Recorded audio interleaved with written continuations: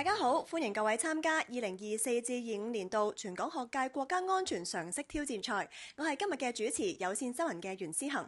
大家好，我係有線新聞嘅陳書君。經過半準決賽嘅對決啦，現場3間學校已經晉身咗準決賽啦。首先呢，恭喜晒咁多位同學仔啦！而第3輪嘅準決賽即將開始。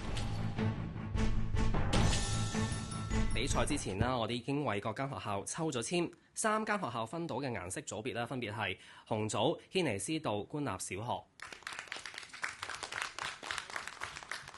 綠組番禺會所華仁小學，仲有係紫組英華小學。咁比賽係會以搶答嘅形式進行，每組嘅底分係100分。題目嘅類型係包括選擇題同埋簡答題，總共會有7分鐘嘅時間，最多一共20條題目。答啱每題會加30分，另外會有2題增值題，答啱每題加40分，而答錯或者棄權每題都係扣10分。今次準決賽呢都設有生命盾牌錦囊㗎。參賽隊伍喺作答之前，若果決定要使用生命盾牌嘅説話啦，喺回答有關問題嘅時候，若果係答錯咗、超時同埋棄權，嗰支隊伍啦就住嗰條題目係唔會被大會扣分㗎。事不宜遲，進入第一條題目啦，係選擇題。個別霸權國家對出口同邊一方面實施管制行為，令到維護科技安全面臨挑戰呢？ A. 技術 B. 環保 C. 航空交通 D. 土地。請搶答。紅組請作答。 A。回答正確，紅組加30分。以下選擇題，留意啦，係增值題嚟㗎呢一題。以下邊個係香港特區以成員身份參與嘅國際組織呢？ A. 聯合國糧農組織 B. 世界貿易組織 C. 國際原子能機構 D. 國際勞工組織。請搶答。紅組請作答。我哋使用生命盾牌。冇問題。 Boy。回答正確，紅組加40分。以下係選擇題，喺1945年美國向日本空投咗幾多枚原子？綠組請作答。2枚。答案係正確，綠組係加30分。以下係簡答題，根據憲法第57條，邊一個機關係最高國家權力機關呢？紫組請作答。全國人民代表大會。回答正確，紫組加30分。以下係選擇題，以下邊一項並唔係生物安全領域面臨嘅挑戰呢？ A. 外來物種入侵 B. 微生物內藥 C. 低碳發展緩慢 D. 生化恐怖襲擊。紫組請作答。 C。答案係正確，紫組加30分。以下係選擇題，使用人工智能聊天機械人嘅時候，以下邊一項係保障資料安全嘅措施呢？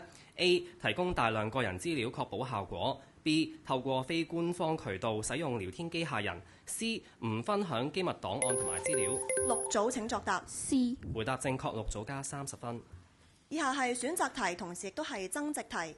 習近平主席喺2020年12月嘅中央農村工作會議提出乜嘢係糧食生產的命根子呢？ A. 耕地 B. 天氣 C. 科技 D. 水源。請搶答。紫組請作答。我哋要使用生命盾牌。冇問題。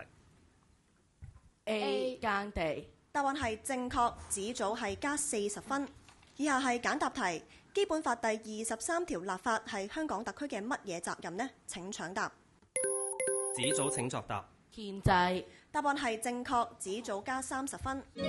好啦，7分鐘時間已經夠啦。我而家宣讀下各間學校嘅總得分。首先係紅組軒尼詩道官立小學總得分170分。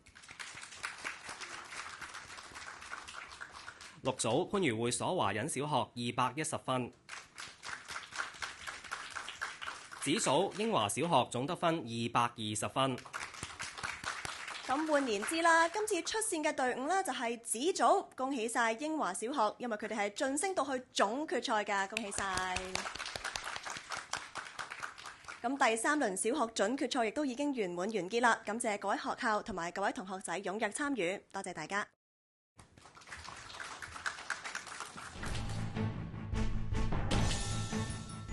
經過半準決賽嘅對決呢，現場呢3間學校係已經成功晉身準決賽啦，先恭喜晒咁多位同學。而第3輪嘅準決賽即將開始，我先宣讀下各間學校嘅顏色組別。首先係紅組香港道教聯合會鄧顯紀念中學，綠組喇沙書院，子組中華傳道會安柱中學。好啦，咁各位同學仔加油啦！我讀第一條題目啦，係選擇題。喺日軍侵華、香港淪陷期間，由中國共產黨成立嘅邊支隊伍？子組請作答。東江縱隊港九獨立大隊。回答正確㗎，子組咧係加30分。以下係簡答題，請講出其中3個喺香港特區維護社會安全嘅6大。子組請作答。香港警務處、香港入境處、香港海關。好啦，回答係正確㗎，子組可以加30分。以下係選擇題，同時都係增值題嚟㗎。國家安全展覽廳嘅展品包括一幅由國家博物館送贈嘅1:1比例嘅複製油畫，記錄咗。紅組請作答。開國大典。回答正確，紅組加40分。以下係選擇題，本地組織如果接受外國政治性組織提供資助，以從事危害國家安全嘅活動，以下邊一位官員可以借在憲報刊登嘅命令，禁止該本地組織喺特區運作或者繼續運作呢？ A. 保安局局長， B. 律政司司長， C. 政務司司長， D. 警務處處長。請搶答。綠組請作答。 boy。答案係唔正確㗎，綠組啦係要扣10分。呢一題仲有1次嘅補答機會，請搶答。紅組請作答。 A。答案呢係正確，係保安局局長。咁啊，紅組呢係加30分。以下係簡答題。喺科技發展方面，國家喺14五規劃明確指出支持香港建設成為乜嘢中心呢？請搶答。紅組請作答。國際創新科技中心。回答正確，紅組加30分。以下係選擇題。喺生態安全方面，中國喺土地退化同埋以下邊一方面累積咗大量經驗同技術，並得到國際社會一致認可呢？ A. 治理傳染性疾病， B. 處理核污染， C. 開發利用深海資源。紅組請作答。答案係正確，紅組係加30分。答案係 D. 防治荒漠化。以下係選擇題，同時亦都係增值題。截至2023年，中國列入聯合國教科文組織人類非物質文化遺產代表作名錄嘅項目有幾多個呢？ A. 20， B. 32， C. 43， D. 50。紅組請作答。C。答案係正確，紅組係加40分。以下係選擇題。香港國安法第4條明文規定以下邊一項原則呢？ A. 香港特區維護國家安全應當堅持法治原則。B. 香港特區維護國家安全應當尊重同保障人權。紅組請作答。回答正確，紅組加30分。以下係簡答題。根據香港國安法第63條，辦理該法規定嘅危害國家安全犯罪案件嘅有關執法、司法機關及其人員，或者辦理其他危害國家安全犯罪案件嘅香港特區執法、司法機關及其人員，應當保密有關資料。請舉出該條列出其中2種需予以保密嘅資料。請搶答。紅組請作答。國家機密同商業秘密。回答正確嘅，咁紅組啦係加30分，而7分鐘嘅搶答環節啦，話咁快都完結啦。我宣讀下各組嘅分數先。首先係紅組，香港道教聯合會鄧顯紀念中學總得分470分。綠組喇沙書院總得分80分。紫組中華傳道會安柱中學總得分180分。咁緊張又刺激嘅比賽嚟到尾聲啦，咁多位同學仔嘅表現都係非常之好㗎，我哋都俾啲掌聲大家先。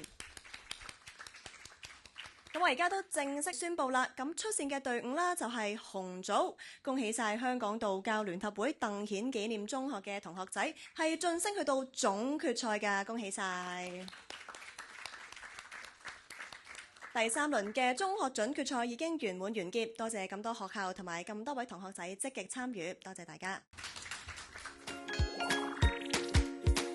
保安熊仔，我之前睇比賽見到啲哥哥姐姐話維護國家安全條例喺2024年3月已經刊憲生效，到底維護國家安全條例係咩嚟㗎？